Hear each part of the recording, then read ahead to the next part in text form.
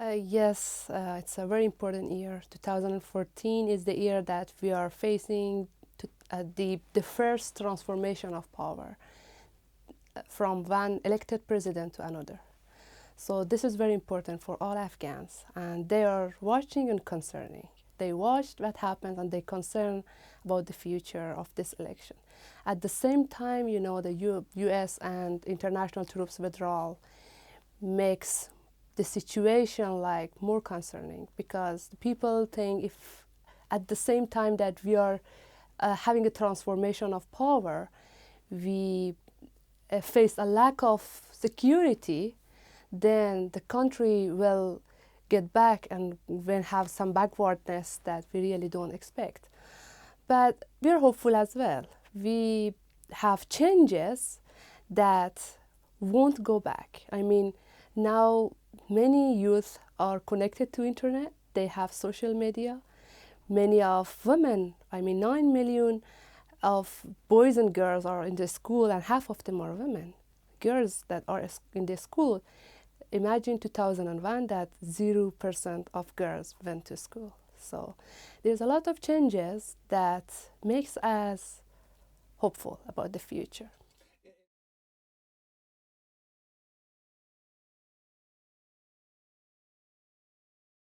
It is a threat because, for example, me as a woman um, had a lot of opportunity to go through a process like the election, to go through the processes that I could get to the situation that I was imagining or the dreaming.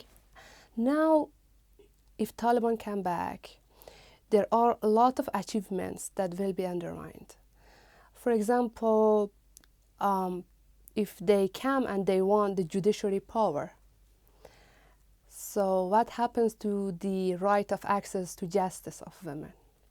If they come and they want to change the books that girls and boys are studying in the school, what happens to the 10 years or more than that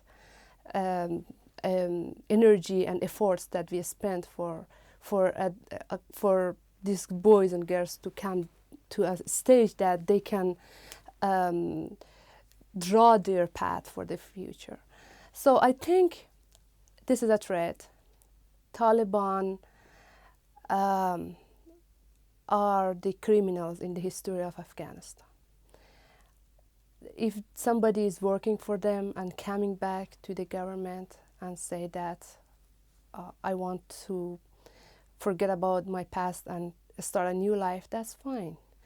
But a group like Taliban commit a lot of crimes in the history of Afghanistan, especially for women.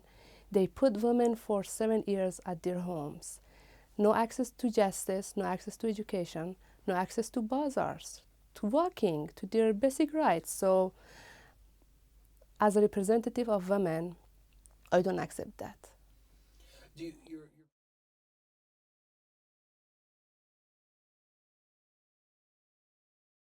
We have 11 candidates that all of them have security at the top of their priority. You know that we are in the situation that like 70% of the budget of the country goes to security sector.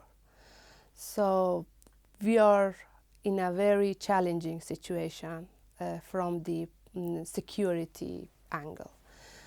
But they have education, they have access to health and public health in their agendas for the future, and also they have women and women issue and women rights as their priority, which is making sense because 50% of the country are women and 50% of the people who are going to vote are women.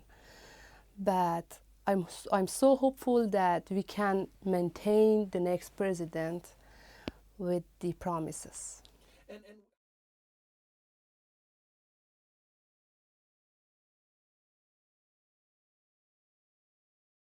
You know that it's not easy when you are a woman and you are young.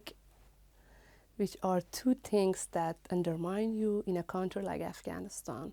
It's very difficult to represent your people.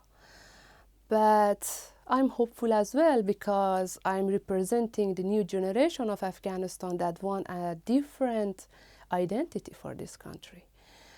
But obstacles, as you asked, security is one of the biggest obstacles in front of me. I can't catch the voices of women who are living far from the center of the city that I'm representing because I can't go there because insecurity doesn't let me to go there. Another challenge is because I'm young and I'm a woman, but I have big dreams about the future of this country. I want to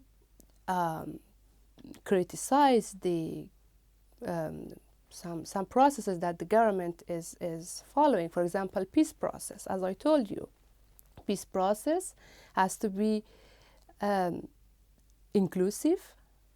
Peace process has to have a vision about the future of this country and has to bring everybody together. But when I am criticizing this, I receive threats as well. Why you are doing this? Because many people have benefit in this process.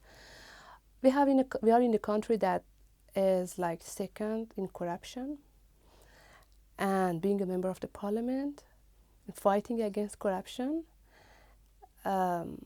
is not easy.